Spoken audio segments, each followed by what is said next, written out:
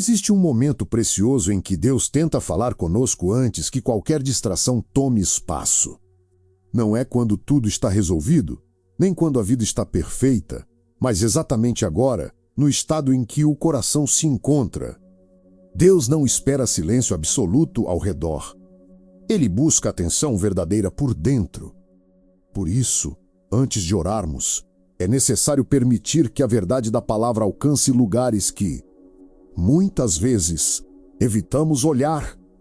Quando a Bíblia fala sobre vida e morte, ela não se limita ao que os olhos podem ver.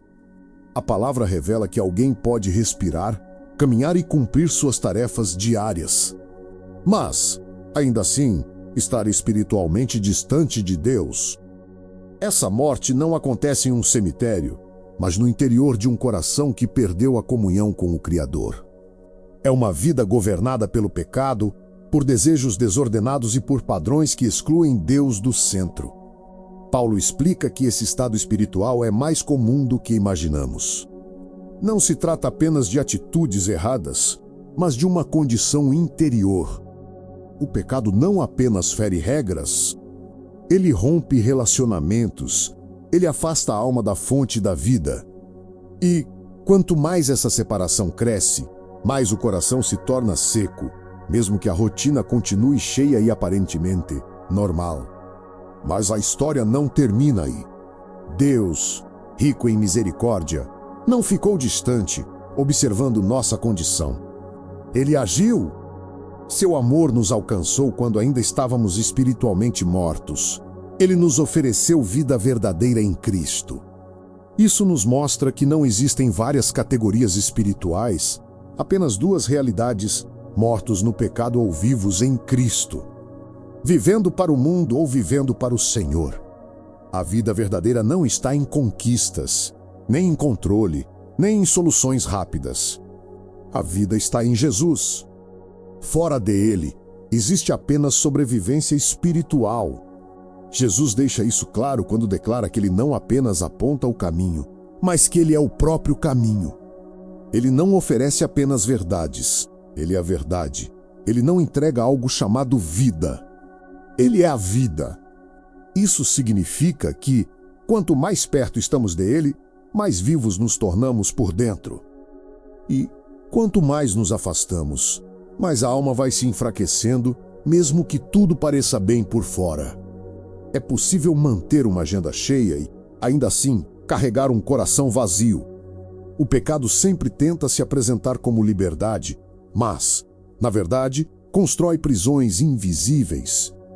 Promete satisfação, mas gera uma fome que nunca se completa. Promete prazer, mas deixa um rastro de culpa. Perda e distância de Deus. A palavra é clara ao dizer que o pecado cobra um preço. Às vezes, ele demora a se manifestar. Outras vezes, se mostra de forma silenciosa, mas sempre produz separação, dor e morte espiritual. Por isso, o pecado não pode ser tratado como algo pequeno ou inofensivo. Ele não fica restrito a um canto da vida. Aquilo que começa escondido cresce, ganha força e passa a roubar a paz, enfraquecer a fé, confundir a mente e esfriar o amor por Deus. Quando alguém vive nesse estado, não está apenas quebrando princípios, está se afastando da presença do Senhor. E, fora dele, não existe vida verdadeira. Mas aqui está a esperança. Deus não esperou que você se tornasse perfeito para agir. Ele não exigiu mudanças antes de amar. A palavra nos lembra que, mesmo quando estávamos mortos espiritualmente, Deus nos deu vida em Cristo. Isso significa que o seu ponto de partida não limita a graça de Deus, o amor dele chega primeiro. A misericórdia dele alcança mais longe do que o pecado jamais foi. Essa verdade muda tudo. Ela nos lembra que ninguém está distante demais, quebrado demais ou perdido demais para Deus, onde o pecado tentou dominar. A graça se manifesta com poder muito maior. Se você recebe essa verdade hoje, escreva "eu creio" nos comentários como uma declaração de fé. Quando alguém entende que a vida verdadeira está em Cristo, a forma de enxergar tudo começa a mudar. Paulo chegou a essa conclusão ao afirmar que viver é Cristo e morrer é lucro. Ele descobriu que o valor da vida não está em conforto, reconhecimento ou controle, mas em pertencer totalmente a Jesus, quando Cristo se torna o centro. Até a morte perde o poder de assustar, porque a eternidade deixa de ser uma ameaça e passa a ser uma promessa. Essa mensagem nos leva a um lugar de avaliação sincera. Onde você está espiritualmente hoje? Você tem vivido uma fé viva ou apenas mantido uma aparência religiosa? Existe uma diferença entre conhecer práticas espirituais e ter um relacionamento real com Deus? É possível frequentar ambientes de fé e, ainda assim, estar distante do Senhor. É possível alimentar o corpo, os desejos e as vontades, enquanto o espírito permanece fraco e negligenciado. Deus não nos chama para nos escondermos ou fingirmos que está tudo bem. Ele nos chama para nos aproximarmos. A porta continua aberta. O convite continua de pé. Se o coração se afastou, o caminho de volta ainda está disponível.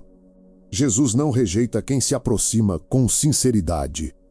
Ele restaura, renova e traz vida novamente àquilo que parecia perdido. Esse retorno começa com arrependimento. Arrependimento não é apenas sentir culpa, mas decidir mudar de direção. É reconhecer que não conseguimos viver longe de Deus. É declarar com o coração aberto: Senhor, salva-me daquilo que está destruindo minha alma. Quando há arrependimento verdadeiro, há transformação real. Deus não despreza um coração quebrantado. Hoje pode ser um dia de retorno, de realinhamento e de recomeço espiritual. Não adie essa decisão. A vida que Deus oferece é muito maior do que qualquer prazer temporário que o mundo possa prometer. Se essa palavra trouxe reflexão ao seu coração, escreva Senhor, eu volto nos comentários como um sinal de entrega. Depois de retornar, existe uma escolha diária que precisa ser feita: permanecer. Muitos se aproximam de Jesus apenas nos momentos de dor, medo ou desespero. Mas o chamado do Senhor é para uma vida de permanência. Permanecer quando tudo vai bem, quando o coração está tranquilo, quando as respostas ainda não chegaram e até quando o cansaço insiste em aparecer. A verdadeira maturidade espiritual nasce nesse lugar de constância. Jesus ensinou que a vida espiritual funciona como uma conexão viva. Assim como um ramo não consegue produzir fruto se estiver desligado da videira, nós também não conseguimos gerar nada que tenha valor eterno se estivermos distantes dele. Podemos até funcionar, cumprir tarefas e alcançar resultados, mas espiritualmente não florescemos. A vida abundante só é possível quando permanecemos ligados à fonte. Permanecer em Cristo significa cultivar uma relação diária, não baseada apenas em emoções, mas em compromisso. É buscar a presença de Deus mesmo quando não sentimos nada extraordinário. É obedecer mesmo quando não entendemos tudo. É confiar mesmo quando o silêncio parece longo. É nesse lugar que o caráter é transformado, a fé é fortalecida e o coração é moldado. Quando permanecemos, Deus começa a produzir frutos visíveis. A maneira de falar muda. As reações mudam, as escolhas mudam. Os relacionamentos começam a ser impactados. A paz passa a habitar o lar. As decisões deixam de ser impulsivas e passam a ser guiadas pela sabedoria do alto. A permanência em Cristo não apenas nos sustenta, ela nos transforma de dentro para fora. Esse é um convite para uma fé que não visita Jesus de vez em quando, mas caminha com Ele todos os dias. Quando escolhemos permanecer em Cristo, algo começa a crescer dentro de nós de forma silenciosa, porém poderosa. Não é um esforço humano, é uma obra do Espírito.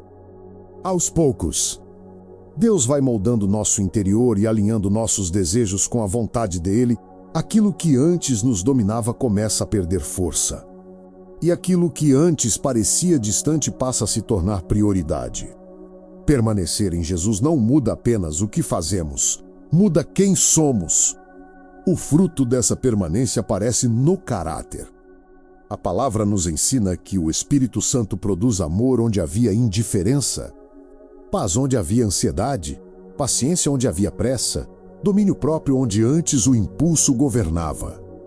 Essas mudanças não acontecem de um dia para o outro, mas são evidências claras de uma vida conectada a Deus. Não se trata de perfeição, mas de direção. Quando o Espírito age, ele também nos mostra áreas que precisam ser entregues.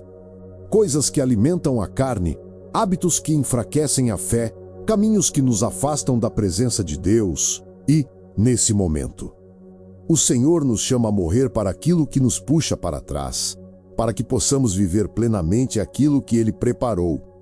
Morrer para o pecado não é perda, é libertação. É deixar o que mata para abraçar o que gera vida. Deus não nos chama para viver presos à culpa ou ao passado. Em Cristo, recebemos uma nova identidade. O que ficou para trás não define mais quem somos. O pecado não tem mais domínio. A vergonha não tem mais voz.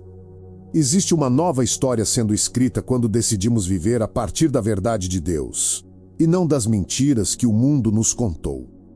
Hoje, o Senhor te convida a viver como alguém que foi feito novo, livre e vivo nele, se você recebe essa nova identidade pela fé. Escreva "Eu sou nova criação" nos comentários como uma declaração espiritual. Mesmo vivendo essa nova identidade, ainda enfrentamos batalhas diárias. A fé não nos isenta de lutas, mas nos dá força para vencê-las. Todos os dias somos convidados a escolher entre ceder às antigas inclinações ou viver segundo a vida que recebemos em Cristo. O pecado tenta bater a porta, mas agora ele não governa mais. Em Jesus, recebemos autoridade para dizer não ao que nos afasta de Deus. A palavra nos ensina que precisamos considerar-nos mortos para o pecado e vivos para Deus. Isso não é apenas um conceito teológico, é uma postura diária do coração. Significa reconhecer que certas escolhas precisam ser abandonadas, certos caminhos precisam ser evitados e certas conexões precisam ser cortadas. Nem tudo que parece inofensivo fortalece o espírito. Às vezes, aquilo que mais enfraquece nossa fé é justamente o que toleramos por muito tempo. Deus não nos chama para lutar sozinhos. Ele nos oferece graça suficiente para resistir, sabedoria para fugir do que nos faz tropeçar e coragem para escolher a santidade. Quando a tentação se levanta, o Senhor também oferece uma saída. Quando a fraqueza aparece, a força dele se aperfeiçoa. A vida cristã não é sobre nunca cair, mas sobre levar rapidamente e continuar caminhando com humildade. Viver para Deus significa buscar agradá-lo acima de tudo. Significa desejar a justiça, a santidade e o reino mais do que a aprovação das pessoas. É uma vida guiada pelo Espírito, sustentada pela graça e marcada por obediência. Se você deseja viver uma vida que honra a Deus diariamente, escreva "Eu escolho a santidade" nos comentários como um posicionamento espiritual. Senhor Jesus, neste momento nos colocamos diante de Ti com humildade e gratidão. Reconhecemos que tudo o que somos e tudo o que temos vem da Tua misericórdia. Se estamos vivos hoje, é porque a Tua graça nos sustentou. Se respiramos, pensamos e seguimos em frente, é porque a Tua mão nos conduziu até aqui. Nada em nossa vida está fora do Teu cuidado, mesmo quando não percebemos. Nós Te agradecemos porque o Teu amor não falha, não se cansa e não depende do nosso desempenho. Quando o coração está fraco, Tu permaneces forte. Quando o futuro parece incerto, Tu já estás lá. Obrigado porque nos alcançaste quando ainda estávamos distantes. Nos perdoaste, nos limpaste e nos deste uma nova vida. Recebemos essa graça com reverência e fé. Hoje pedimos, mantém-nos perto de Ti. Guarda o nosso coração, renova a nossa mente e fortalece o nosso espírito. Quando tropeçarmos, levanta-nos rapidamente. Quando estivermos cansados, renova-nos. Quando a voz do medo tentar nos calar, lembra-nos de quem somos em Ti, que a nossa vida reflita a Tua presença.